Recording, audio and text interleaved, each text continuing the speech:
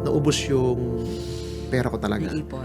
In just 60 days, mga 6.2 million na utang ko. So talagang nakabaon-baon ako sa utang. Talagang ibang klase itong nakita ko na to.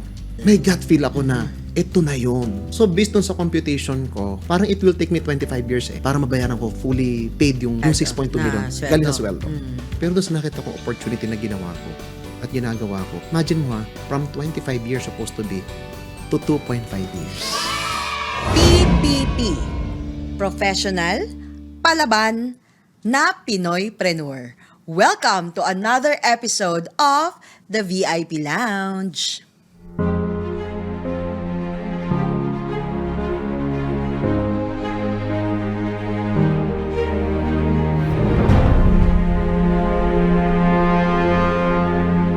Kamusta ating mga ka-VIP Lounge? Welcome to another episode of the very inspiring Pinoypreneur. And this episode ay makakausap natin ang isang nagngangalang Doc Edu. Alamin natin ano ba nga talaga siya, no? From his childhood to his success story in business. Halika, samahan mo kami sa VIP Lounge. And of course, welcome sa ating guest, Doc Edu. Wow, thank you so much, Ma'am Joyce. And I think talagang sobrang laking privilege na ma-feature dito sa VIP Lounge. Congratulations, ang ganda nito Ako, thank you, Doc Edu. Actually, kayo talaga ang nagpapaganda ng storya. No? Para din maraming ma-inspire na business professional or yung mga gustong mag-umpisa ng kanilang negosyo. Sino ba si Doc Edu? Marami kasing klase ng ng pag sinabing doc. So sa case ko, PhD, PhD holder. So that's what doc is in Doc Edu. Before venturing into this online business, no, Doc Edu, ano ba yung ginagawang pinagkakaabalahan mo? Sino ba si Doc Edu? From the province.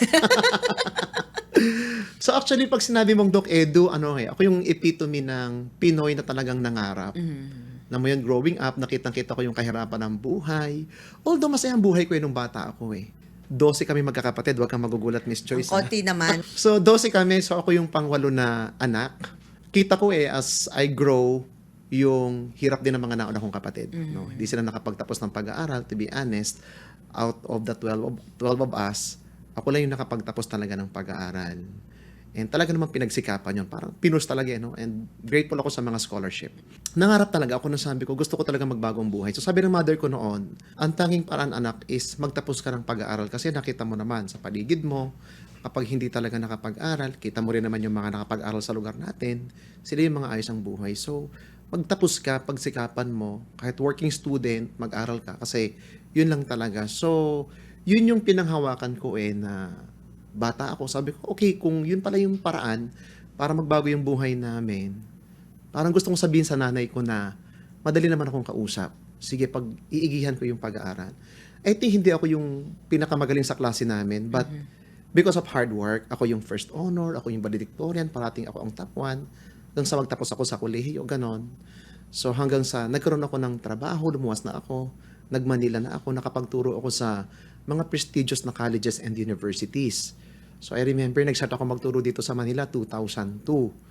So sabi sa akin noon, naku, kailangan mo mag-masters para makip ka namin. So sabi ko, kailangan pa parang mag-MA. Akala ko yung pagkatapos ko ng college, pwede na. Yun na yun. Aral ka pa So wala akong aral. choice. Nagpunta ako sa another university for my masters.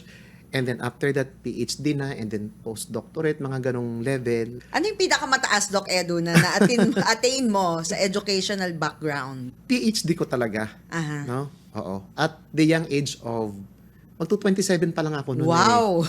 Oo. So, Isa ka sa mga pinakabata. isa ko sa pinakabata noong mga panahon na yon. Kasi talagang sinagad ko Imagine mo at 27, PhD na. Kasi nga parang, yun yung sabi ng mother ko na yun daw talaga yung magiging way. Na parang, that is the only way. So kung if that is the only way para magbago yung buhay ko, buhay namin, isagad ko na, di ba? So kung ang pinakadulo nito, PhD. Siguro naman, pagkatapos ng PhD, yayaman na kami. So, yun talaga ang end goal mo nung araw. Yun talaga, yun talaga. Nabanggit mo nga yung family mo, Doc Edu, na nag-umpisa talaga kayo sa humble beginnings. Ano yung tumatakbo sa isip mo habang nag-aaral ka na nag-aaral? Gusto ko lang talagang magkaroon talaga ng parang transformation talaga yung buhay namin. May ibigay ko sa mga magulang ko yung masarap na buhay. Alam mo, maranasan man nila yung may mahasabing bahay na konkreto. Bahay namin kasi hindi konkreto. Yung bahay namin, Miss Joy, sa probinsya. Ito yung sawali. Ito yung suntukin mo yung dingding namin. Mahasaktan yung nandun sa loob ng bahay. Ganun lang yun di ba? So, sabi ko, yung magkaroon man lang ng konkretong bahay. Di ba? Yung kapag umuulan, bumabagyo, hindi sila nilinervyos. And gusto kong mag-Maynila. Kasi sa amin, pag sinabing, Manila, Maynila, parang that's where dreams come true. When you reached Manila, what was it like? Meron akong experience ng culture shock. Di ako marunong mag-assert, ganyan. Ganun. So parang shock na shock ako nung mga panahon na yon. Sabi ko, kailangan ko talagang mag-masters, mag-MA. Para siguro pag ako MA na, parang hindi na ako yung batang-batang faculty dito na parang somehow maapi-api. Pag ako nagka-masters, for sure mag-iiba yung aking level of confidence. And naku, itutuloy ko hanggang PhD para lalo akong magkaroon ng, parang confidence, identity na hindi naman basta-basta yan. From diyan. Pero, ang bata niya na PhD yan. Tungkol naman dun sa, kumusta naman? Nakaipon naman ako. Okay? Yes, Okay of naman, no? course. Mabilis din naman yung mga naging promotion ko. Nakaipon ako. In fact, yung first 8 years ko sa trabaho, no, nakaipon niya ako ng 2.3 million monthly. Wow. Meron akong 2.3 million in the bank. I was like 29 ako noon. 29. Meron akong 2.8. Ilan ang mga line of 2 na nakaka 2 million? Oh. No, Pero may kasama namang racket yon kasi that time, nagsusulat din ako ng libro, tapos nag-e-edit din ako ng mga books, Sobrang ganyan. sipag. Tapos nag-teacher training din ako, mga ganon. So marami akong mga racket. Wow. So naging raketero ako sa academe noon. Kaya nagkaroon ako ng ganong kalaking pera sa bangko nung panahon na yon. Bibili ko na nga sana ng kondo yun ng property. Kasi sabi ko, hindi naman ako forever na parang nagre-rent lang dito sa Manila. Kaso nito, nung magkasakit yung mother ko, ito kausap ko na yung ahente. Meron akong kondo na nakita. Parang ibibigay ko na nga sa kanya yung pera nun Pero kasi nagkasakit yung mother ko, naubos yung pera ko talaga. Naipon. So yung pera na yon in just 60 days, ubos lahat yun. Na ilang taon mong pinaghirapan? 8 taon kong pinaghirapan yung... 60 days, wow. Later na lang namin din nalaman na advanced na yung complications ng kanyang diabetes during that time. So, mother ko naman, very strong din yung personality nun So, yung tipong kahit masama na pakiramdam nun, hindi nun ipapakita na masama ang pakiramdam niya. Short, ayaw niya maging burden sa amin. So, yun, hanggang sa one day, nag-chill na lang siya. Yun pala, may sugat sa paa. Hindi gumagaling. Tinago niya sa amin yon, lumala na din, ganyan. So, dinala ng taxi driver sa pinakamahal na hospital sa buong Maynila. Yung taxi naman, Sa di pa na-inform. Yung taxi driver ang may kasalanan. Kasi kapatid ko ang nagsugod wala pa naman masyadong alam sa Manila yung mga kapatid ko nung panahon na yon. Basta ang instruction ko lang, isugod nyo sa pinakamagaling na hospital. Sabihin nyo sa taxi driver, doon dalahin sa pinakamagaling na hospital sa Manila. So, di na lang nga doon sa pinakamahal. Alam niyo na yun kung ano yun. Di ba? So, 60 days, ubos lahat. No, yung aking inipon ng 8 taon. Ako lang ang nag-fund sa magkakapatid. Parang umabot kami ng halos 3 months sa hospital. So, that's 5 point something million. So, talagang literal bankrupt ako. So, Saan mo kinuha, Doc? nangutang talaga ako. Nangutang ako sa bank. Siyempre, yung mga credit cards ko, talagang kaskas lahat yun. Tapos sa mga tao, nanghiram din ako sa mga kaibigan. Kaya talagang lugmok yung buhay ng mga panahon na yon. Pero looking back, no, doon ako nag-mature sa experience na yon. Mas nag-mature ako doon in terms of my mindset. Okay? Kasi doon ko nakita walang sinisino ang buhay kahit sino ka pa. Meron akong 2.3 million na savings sa bangko. Ito yung mother ko. Siya na nga lang yung parent ko na nabubuhay. 29 years old pa lang naman ako. Ilaban ko na ng ubusan. Kasi makaka-recover pa naman ako. Ibubuhos ko sa kanya lahat. Ito todo ko, wala akong ititira. Kung maubos to, di maubos. So, ganun yung nangyari. Naubos na. Naiisip mo. At naubos. At naubos. Hindi lang siya ubos, talagang ubos na ubos. So, talagang nakabaon-bono ko sa utang. Nung time na lowest point of your life, saan ka kumapit? Anong nangyari? Ano yung mga ginawa mo? Nagtuloy ang buhay? Ano yung ginawa mo, Doc? Nag-try akong pumunta sa mga traditional businesses. Para bang, parang may nagsabi kasi sa akin na I remember, yung mga Chinese kong nakilala sa pinakamahal na hospital, sabi nila sa akin, sir, okay naman yung sweldo mo kung sweldo. Malaki. Kumikita ka pala ng 200,000 kasama yung racket mo. Okay yan, nasa professional. Malaki, hindi pang karaniwan yung pwede mo palang kitain dyan. Kaso nga, sir, kung ganito ang kalaban mo, pagkakasakit, tapos dadalhin mo sa ganitong klase ng hospital, sir, hindi ako magtataka kung lugmo ka ngayon. So, Ubos dapat mong ka. gawin, mag-business ka. So, ang suggestion ko sa'yo, maghanap ka ng negosyo na pwede mong gawin. Kaya napapunta ako sa business. Doon na open. Doon na yung open. mind Yan yung mo. bake shop na yan, water station, bigasan, grocery, 2 canteen, ganon. Pero alam mo, ang dami ko ding na-realize dyan. Sige Kasi nga, yung Doc. kagaya ko na career person, nagtuturo, na hindi ko pwedeng iwan yung career ko kasi whatever happens, ito ang magsisave sa amin sa pang-araw-araw. Yan, hirap ng hindi ikaw yung mismo nakatanod sa traditional business mo eh. Iba na ikaw yung may pain na naglabas ng kapital. So in short, after 3 years, nawala yung mga negosyo ko na yon. Ah, That's 3 point something million na capital. Niloan ko lahat din yun. lugi. Oo. Kaya nung bago ako napapunta sa isang business ko na doon ako nag-bounce, mga 6.2 million na utang ko. Paano mo siya inumpisahan, no, na bayaran? Paano ka umpisang nakabangon muli? Talagang dasal ako, hingi ako ng awa. Sabi ko, bigyan ako ng pagkakataon na makarecover. And talagang iti-treasure ko lahat. Pero alam mo, ang iba talaga ang power ni Lord kapag talagang siya yung gumalaw Kasi, yung taong nagdala sa akin sa business na kung saan ako naka-bounce back, sa simbahan ko din siya na-meet. Wow. Hindi kami magkakilala. And I remember nung pumunta ako ng Manila, parang sabi ng mother ko, huwag kang makikipag-usap sa mga taong hindi mo kakilala kasi dyan sa Manila, parang marami daw diyang masamang tao, baka kung ano mangyari sa'yo. So huwag kang makipag-usap sa mga hindi mo kakilala. Alam ni Lord yun na hindi nga talaga ako nakikipag-usap sa mga stranger Pero imagine mo, no, at that point, saan ko nakilala yung tao magdadala sa akin sa opportunity, sa business na magpapabago ng buhay ko? Sa simbahan din. Sabi nung tao nag-invite sa akin, I can help you. And then sabi ko, ano po ba yan? Nasa distribution business ako. And it's a global distribution business. Hanggang sa, syempre, a PhD holder that I am, na talagang mapanuri, no, very critical, nakita ko talaga na, wow, everything is legit. Pwede to. May gut feel ako na, ito na yun. Ito na yun talaga, nung oras na yun. Talagang, ibang klase itong nakita ko na to, na opportunity na nasa Pilipinas ako, pwede akong kumita ng dollars, ganyan. Why not, di ba? Ginrab ko siya. Hindi mo rin maaalis, no, with any legit businesses. Syempre may mga pains din yan, no, na nag-uumpisa ka. Ano yun? Ano yung mga challenges na yun? Talking of nahimasmasan, ito trabaho na gagawin. Sharing the business sa mga kakilala ko or sa mga hindi ko man masyadong kakilala. Andun yung sabihin mo rejection, no? Andun yung minsan parang ramdam mo na feeling of minamaliit ka, ganyan. Hindi ko na masyadong ninurture yung mga ganong feeling. Kung ito nakapagpabago at pwede makapagpabago ng buhay ko kasi kita ko yung product really effective Yung mother ko talaga nag-improve yung kanyang health ilang linggo pa lang. Kasi nakita ko okay ang product.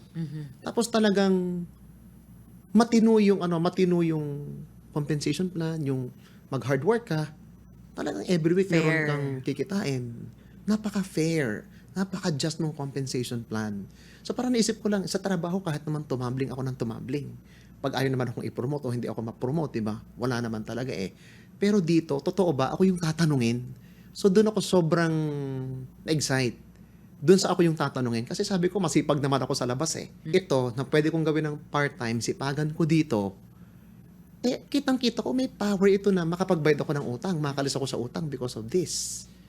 Kaya sabi ko, hindi ko titigilan itong opportunity na to. Ano yung palagay mo na mga hindi mo na-imagine in your life na naranasan mo or nakuha mo with this kind of business? Ang naging total ng utang ko is 6.2 million. So based on sa computation ko, parang it will take me 25 years para mabayaran ko fully paid yung Sa empleyado. yung 6.2 million. Galing sa sweldo. It will take me like 25 years. Pero doon sa nakita kong opportunity na ginawa ko at ginagawa ko, imagine mo from 25 years supposed to be to 2.5 years. So Wow. from 25 to 2.5 na parang in just 2.5 years, nabayaran ko yung 6.2 million na utang. Pero talagang puyatan. Trabaho kong Hard trabaho. work din talaga. Then nakakatuwa nun, 6 months later, so parang 3 years na, nakasecure ako ng property, ng bahay, ng lupa. Yun yung major na talagang hindi ko makalimutan na talagang naipatikim ko sa nanay ko yung sarap ng, kung inay may bahay ka, konkreto ang bahay mo, maganda ang bahay mo, maganda ang kama mo, lahat ng pagkain na hihingin mo, huwag kang magdalawang isip, may ibibigay ko. Fast forward, no, kung isa-sum up mo, ano yung mga pinaka-importante or priceless na bigay sa'yo ng business na to? When I was starting, syempre parang ano yan dun sa level ng success na pera, magkaroon ka ng mga properties, ganon. Oo na, achieve yun Achieve na achieve. Pero ang pinaka nagustuhan ko is yung opportunity talaga na kung ang buhay ko na bago, kaya kong magdala ng mga buhay dito na kaya ding mabago. Yun yung walang yun yung walang katapat na halaga Doon talaga ako kasi dala ko ang pain ng isang Pinoy na may pangarap, nagsikap sa pag-aaral. Kaso ang buhay may mga highs and lows. Alam ko din ang sipag ng Pinoy at ang galing ng Pinoy. Kaya sobra akong tuwang-tuwa sa aking opportunity na to na ginagawa na wow, this is really an impactful and really an empowering opportunity. Talagang magbabago yung buhay nila. I mean, ganun Kasi talagang totoo. So gusto kong ganun na mangyari sa mga kakilala ko or sa mga nami-meet ko along the way, sa mga Filipinos, yung ganun na much less And of course, yung quality ng time. Kasi ako, later na ng buhay ko ako nag-asawa, yun yung talagang sabihin ko meron akong time freedom.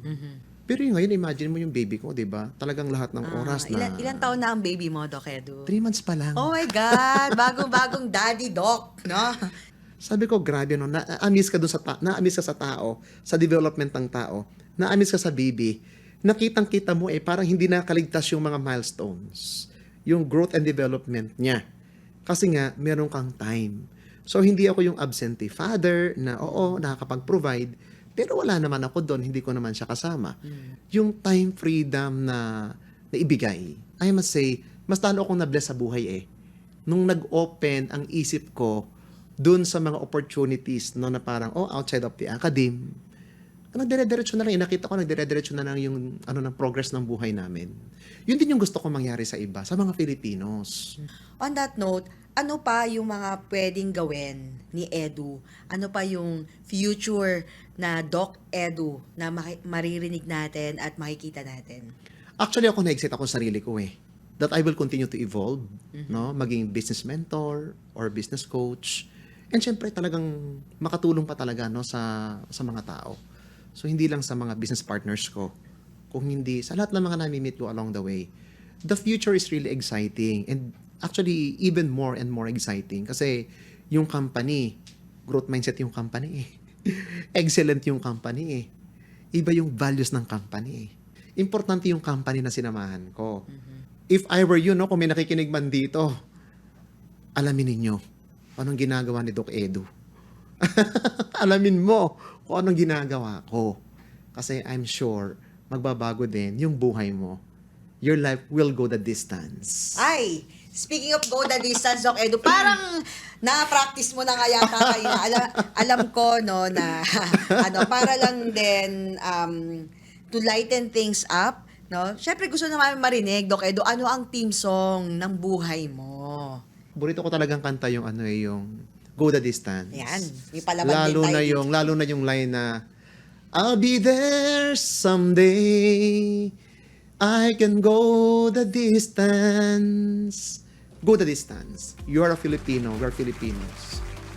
Let's go the distance. At malayo ang mararating mo, Doc Edu, dahil yan ang iyong passion at vision. Thank you so much, Doc Edu. Salamat, ma'am. Maraming Thank you so salamat Salamat po. sa pagpapaunlak mo sa amin dito sa VIP Lounge, and hopefully marami pong na-inspire out there na Pinoypreneurs, no? So kung hindi ka pa nag-uumpisa, kung feeling mo stuck ka dyan or kahit nasaan ka man, no? Nakita mo naman ang storya ni Doc Edu, narinig mo naman, no? He will go the distance as long as siya ay masipag, may puso, at talagang nagmamahal, no, sa kanyang mga kapwa Pilipino. So, thank you so much, Doc Edu. Thank you, ma'am. It's a privilege. Yan. God And bless. for more inspiring stories of Pinoypreneurs, don't forget to like, share, and subscribe dito sa ating VIP Lounge. My name is Joyce Ormaliosa, and be an inspiration to other people as well. Thank you!